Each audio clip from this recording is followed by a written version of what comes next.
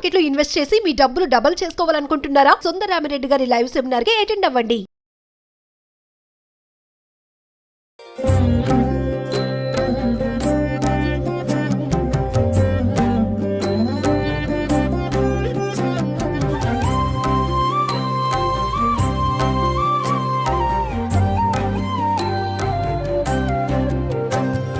శ్రీరూపిణీ దేవి భువనైకపాలిని బాలాంబికా నీకు వందనములు.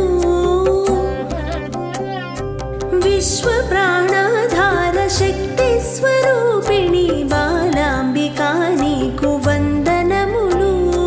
నమస్తే రమ్మగారు, దసరా పండుగ శుభాకాంక్షలు. నమస్తే జయ, దసరా పండుగ శుభాకాంక్షలు. సుమన్ టీవీ ప్రేక్షకులందరికీ దసరా పండుగ శుభాకాంక్షలు. నాకు దసరా మొత్తం కూడా ప్రతిరోజు అమ్మవారికి ఒక అలంకరణ చేస్తాం కదా, ప్రతి అలంకరణ గురించి, ప్రతి నైవేద్యం గురించి ఏ ప్రేక్షకులకు అందిద్దామండి. అలాగే. సో అందులో భాగంగా మొదటి రోజు ఈరోజు అమ్మవారికి అలంకరణ, నైవేద్యం, పూజ మొత్తం పూర్తి వివరాలు ఒక్కసారి అందిద్దామండి. తొలి రోజున అమ్మవారు బాలాంబికగా దర్శనమిస్తుంది.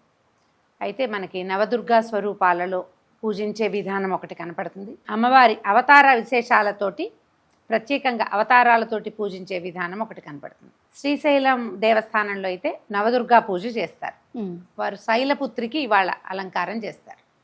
మనం విజయవాడ కనకదుర్గ అమ్మవారి దేవస్థానాన్ని ఫాలో అవుతాం. సో అమ్మవారికి ఈ మొదటి రోజున బాలా త్రిపుర సుందరిగా అమ్మవారిని అలంకరిస్తారు. ఇది వరకటి కాలంలో స్వర్ణ కవచాలంకృత దుర్గగా కూడా అమ్మవారిని కనిపింపజేసేవారు.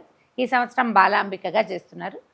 అక్కడ దేవాలయంలో ఎలాంటి నివేదన, ఏ రకమైన వస్త్ర సమర్పణ చేస్తారో పూజా విధానం మనం అది చెప్పుకుందాం. ఎందుకంటే మనం ప్రతి సంవత్సరం ఏటా వారిని ఫాలో అయ్యేటప్పుడు ఒక్కొక్కసారి కొంచెం ముందు వెనకలు అవుతూ ఉంటాయి. అవునండి, ముందు వెనకలు అవుతాయి. ఈ వస్త్ర సమర్పణ, ఆహార నివేదన సమర్పణలో చిన్న చిన్న తేడాలు రావచ్చు. దాని గురించి ఆలోచించద్దు. ప్రధానమైనది ఏంటంటే మనం ఏది ఫాలో అవుతున్నామో, ఎవరిని అనుసరిస్తున్నామో వారు ఎట్లా చేస్తే మనం ఇంకా అట్లాగే చేసుకోవచ్చు. తప్పకుండా.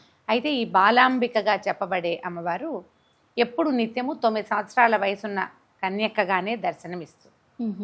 మనకి లలితా సహస్రనామంలో ప్రత్యేకంగా అమ్మవారికి పేరుంది. ఆమె యుద్ధం చేసి కొంతమందిని సంహరించిందట. ఈ 9 ఏళ్ల వయసు బాలిక కొంతమంది రాక్షసుల్ని సంహరించింది. అప్పుడు ఈ అమ్మవారు సంతోషించింది. బాలా విక్రమనందిత అంటారు. ఆ అమ్మాయి, ఆ పాప చేసినటువంటి యుద్ధాన్ని చూసి అమ్మవారి పెద్ద తల్లి, అమ్మవారి పెద్ద అమ్మవారు చాలా సంతోషించిందనమాట.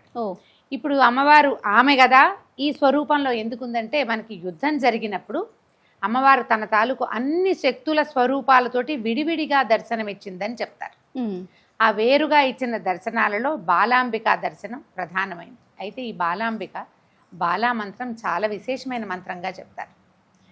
ఒక 9 ఏళ్ల బాలిక చక్కగా ఒక జడ ముందుకు వేసుకుని లంగా జాకెట్టు లాగా, అంటే ఒక పరికిని ఉపరి వస్త్రం చీర కట్టుకున్నట్టుగా కనపడదు స్వరూపం. 9 ఏళ్ల బాలిక ఎలాంటి వస్త్రధారణలో ఉంటుందో అంతే అదే వస్త్రధారణ. అంతే. అట్లా చక్కగా పద్మాసనంలో కూర్చుని పుస్తకము, తర్వాత అక్షమాల అవి ధరించి 4 చేతులతోటి, ఒకటి వరముద్ర అంటే ఇట్లా అభయం ఇస్తున్నట్టు, లేదా అప్పుడప్పుడు ఇలా కూడా కనపడుతుంది, వరాలు ఇస్తున్నట్టు అభయం ఇస్తున్నట్టు ఒకటి.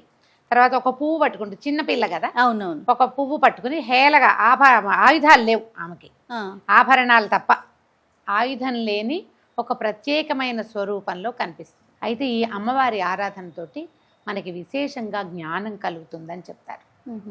ఎవరికైతే విద్య కావాలో, అంటే సాధారణంగా మనం ఉద్యోగాలు వచ్చే విద్య కాదు, అధ్యాత్మ విద్య, మనం అమ్మని గురించి తెలుసుకోవాలంటే మొదట ఆశ్రయించవలసిన శక్తి బాలాంబికే. అయితే ఈ బాలా స్వరూపాన్ని మనకి విజయవాడలో అమ్మవారిని చేసినప్పుడు ఆరెంజ్ కలర్, అంటే ఇప్పుడు మనం ధరించినటువంటి కాషాయ వస్త్రధారణ చేయిస్తారు. ఆరెంజ్ కలర్ వస్త్రాన్ని సమర్పించవచ్చు. మీరు ఏ ముత్తైదుకైనా తాంబూలం ఇచ్చేటప్పుడు ఈ మొదటి రోజున అన్ని నారింజ రంగు, ఆరెంజ్ అంటే నారింజ రంగు కదా, కాషాయ వర్ణం అని కూడా చెప్పుకోవచ్చు. ఇందులో 2-3 అటు ఇటు లైటర్ డార్కర్ షేడ్స్, కొన్ని ముదురు రంగులు, కొన్ని లేత రంగుల్లోటి ఈ రంగులున్న వస్త్రాన్ని సమర్పించవచ్చు. ఈ రంగు గాజులనే మనం అమ్మవారికి సమర్పించాలి. తర్వాత ఎవరికైనా ముత్తైదులకి ఇచ్చేటప్పుడు చేయొచ్చు. అయితే మనకి ఇందులో కుమారి పూజ ఒక విశేషంగా కనపడుతుంది దసరాల్లో. ఈ తొలి రోజున రోజుకు ఒక్కొక్క వయసున్న పిల్లల్ని అర్చన చేసే విధానం కూడా కనిపిస్తుంది. ఈ మొదటి రోజున 2 సంవత్సరాలు నిండిన బాలిని కుమారి అంటారు. 2 ఏళ్ళు నిండితే పాపాయి చాలు. ఆ 2 ఏళ్ళు నిండిన ఒక పాపకి చక్కగా పాదాలకు పసుపు రాసి పారాయణ పెట్టి ఆమెకు కాబొట్టు కాటిక అలంకారం చేసి తల్లో పువ్వులు అలంకరించి ఆమెకు నచ్చినటువంటి ఆహార పదార్థాన్ని మనం తినిపించితే కుమారి పూజ చక్కగా సుసంపన్నంగా అవుతుందన్నమాట. ఎందుకు చేస్తారు అమ్మగారు కుమారి పూజని? ఇప్పుడు అమ్మవారిని ఏంటంటే మనకి నవదుర్గలు ఈ 9 రోజులు మనం దుర్గా స్వరూపాల్లో రోజు ఒక కుమారిని ఒక బాలికని అర్చించవచ్చు. ఇది మామూలుగా దసరాల్లోనే ఇది ఒక ప్రత్యేకమైన విధానం. మనకి సంవత్సరం మొత్తంలో ఇంకా 3 నవరాత్రులు వస్తాయి. అవును. ఏ నవరాత్రుల్లోనూ ఈ రకమైన కుమారి పూజ లేదు. స్త్రీ శక్తిని గౌరవించటం, బాలికని గౌరవించటం, దానికోసమని ఇప్పుడు ఈ 9 రోజులు మనం ఈ ఇప్పుడు అమ్మవారిని చేసుకోవడం కూడా విశేషంగా కనపడుతుంది. ఆమె రోజుకొక స్వరూపంలో కనపడి చిట్ట చివరి రోజున ఏం చేసింది, మహిషాసుర మర్దినిగా ఎంతో మంది రాక్షసుల్ని వరుసగా చంపుకుంటూ వచ్చి చివర అసలు ప్రపంచానికి శత్రువైన మహిషాసురుణ్ణి కూడా సంహరించి. మహిషాసురుడు అనగానే మనకి ఒక గేదె లాంటి స్వరూపం ఒకటి తెలుస్తోంది కదా. మహిషము అంటే దున్నపోతు. మనుషుల్లోనే ఈ రకమైన పశు ప్రవృత్తి ఉంటుంది, దాన్ని సంహరించాలి. ఆ పశు ప్రవృత్తిని సంహరించడమే మహిషాసుర మర్దిని అవతారం యొక్క విశేషం. మరి ఇన్ని రోజులు ఈమె స్త్రీ స్వరూపంలోనే దర్శనమిచ్చింది వీళ్ళందరికీ, ప్రపంచానికి. మరి ఆ దానికి ప్రతీకగానే మనం బాలికల్ని పూజించడం ఉంటుంది. ఈ బాలికలు కూడా మళ్ళీ 16, 18 పెద్ద పిల్లలు కాకుండా 2 నుంచి 9 ఏళ్ల వయసు. ఒక్కొక్క రోజు బాలికకు ఒక్కొక్క పేరు చొప్పున ఉంటుంది. వాళ్ళ మొదటి రోజున కదా, మొదటి రోజు అమ్మాయిని కుమారి అని చెప్తారు. 2 సంవత్సరాల నిండి 3వ ఏడు వస్తే చాలు. 2 ఏళ్ళు నిండితే మనం ఏదైనా ఒక పళ్ళెంలో ఒక పదార్థం పెడితే ఆ పదార్థాన్ని తీసుకుని తింటుంది. అంత సరిపోతుంది. చక్కగా కూర్చుంటుంది, పాదాలకు పసుపు రాయించుకుంటుంది, బొట్టు పెట్టించుకుంటుంది. అంత లోపల పిల్లలకి తెలియదు. ఇప్పటికీ అలంకరణ మీద కూడా ఆసక్తి వస్తుంది. మీరు అలంకారం చేయండి, అందంగా ఉంచండి, చక్కగా ఆహారం తినిపించండి. ఈ కేవలం అలంకరణకి మాత్రమే అమ్మని పరిమితం చేయొద్దు. ఈ స్త్రీ శక్తి కావాలంటే అది విజృంభించి రాక్షస సంహారం కూడా చేయగలదు. దీన్ని ఇక్కడే పరిమితం చేయబోకండి, పూజించండి, అలంకరించండి. తర్వాత సంహరించే అవకాశం అవసరం వచ్చినప్పుడు అది కూడా చేస్తుందని చెప్పడానికి మనం కుమారి పూజ చేసుకుంటాం. ఓకే. ఈ మొదటి రోజున అమ్మాయిని చక్కగా అలంకరించి 2 ఏళ్ల పాపాయిని మీరు పూజించవచ్చు. ఒక బాలిక మనకి లభించిన సరిపోతుంది. అయితే ఇప్పుడు విజయవాడలో అమ్మవారికి నారింజ రంగు వస్త్రాలు ఇస్తారు. తీయటి బూందీ అంటే మనం శనగపిండితో బూందీ చేస్తాం కదా, ఈ బూందీని పంచదార లేదా బెల్లం పాకంలో పోస్తారు. పంచదార పాకంలో పోస్తే కాసేపటికి అది అట్లా విడివడిపోయి బూందీగా ఉంటుంది, తీపిగా ఉంటుంది. తీపి బూందీ శనగలు నివేదన చేస్తారు. మేము ఈ అవకాశాన్ని బట్టి మనం ప్రతిరోజు అన్న నివేదన చేయాలన్నది ఒక నియమం పెట్టుకున్నామంటే ఒక కొంత అన్నం కూడా నివేదన చేసుకోవచ్చు. శనగలైనా నివేదన చేయొచ్చు. తీయని బూందీ మీకు చేత వస్తే అది కూడా చేసిన కొద్దిగా అంత పిండిని మనం బూందీ కొట్టినా ఆ కాస్త బూందీని పంచదార పాకంలో పోస్తే 10 నిమిషాల్లో ఆరిపోతుంది. చక్కగా అది నివేదన చేసుకోవచ్చు. తీపి బూందీ పంచవచ్చు, శనగలు పంచిపెట్టుకోవచ్చు. మీ అవకాశాన్ని బట్టి ఎలాగైనా చేయొచ్చు. అయితే మనకి శ్రీశైలంలో మాత్రం అమ్మవారికి కదంబ సాదాన్ని నివేదన చేస్తారు, శైలపుత్రికి. ఇతరులు మనం పాయసం పెట్టుకోవచ్చు, పులగం పెట్టుకోవచ్చు, మనమైన అవకాశాన్ని బట్టి ఏదైనా చేసుకోవచ్చు. మొదటి రోజున బాలాంబికని మనం అర్చన చేసుకుంటాం. మనం ఈ బాలాంబికే మనకి ఇళ్లల్లో కొంతమందికి ఇంటి దేవతలు ఉంటారా, ప్రాంతాల వారిగా గ్రామ దేవతలు ఉంటారు. బాలమ్మ అనే దేవత ఉందా? అవునండి, ఈమె ఆవిడే. బాలాంబికే బాలా త్రిపుర సుందరిగా స్వరూపంలో కనపడుతుంది. బాలమ్మగాను మన ఇంటి దేవతగా గ్రామ దేవతగా కూడా దర్శనమిస్తుంది. జ్ఞానప్రదాయినిగా కనపడుతుంది అమ్మవారు.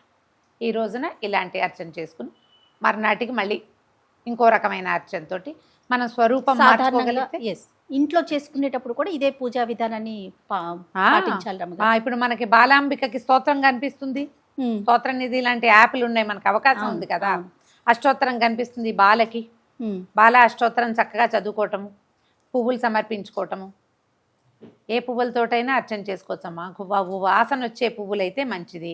చేమంతులు, ఇప్పుడు సన్నజాజులు అవి వస్తాయి. చక్కగా కుంకుమార్చన చేసుకోవచ్చు. ఇలా కూడా మనం అంత పెద్ద అర్చన చెయ్యము, మన ఇంట్లో మనమే పూజ చేసుకున్నాం. ఒక చిటికెడు కుంకం పట్టుకోండి. నేను పట్టుకున్న ముద్ర కనపడుతుంది కదా, ఈ కుంకం పట్టుకోవటము, ఈ వేలు వదిలిపెట్టి ఇలా పట్టుకోవటము. ఈ అష్టోత్తరం ఏముందో అది మొత్తం చదువుకోవటం. అమ్మవారికి ఈ చిటికెడు కుంకుమ సమర్పిస్తే మీరు పెట్టిన అన్న నివేదన ఈ కుంకుమార్చనకి చక్కగా సరిపోతుంది. పూజ చేసుకోవటం, చక్కగా మంగళహారతులు ఇవ్వటం అమ్మవారికి. మన ఇంటికి ఎవరైనా ముత్తైదు వస్తే ఎవ్వరు వచ్చినా ఆడపిల్లలు ఈ 2 ఏళ్ల పిల్లకే పెడతామని 5-6 ఏళ్ల పాప వస్తే ఆమెకు వదిలేయిపోకండి. ఓ ఎవరికైనా చక్కగా బొట్టు పసుపు ఇచ్చి ఏదో ఒక కలిగినంత తాంబూలం ఇచ్చి ఈ 9 రోజులు ఈ ప్రకృతి శక్తి అమ్మవారు ఈ బాగా విశదంగా మనకి దీంట్లో ఉంటుంది, వాతావరణంలో ఉంటుంది. అమ్మవారి యొక్క సుప్రసన్నత ఉంటుంది.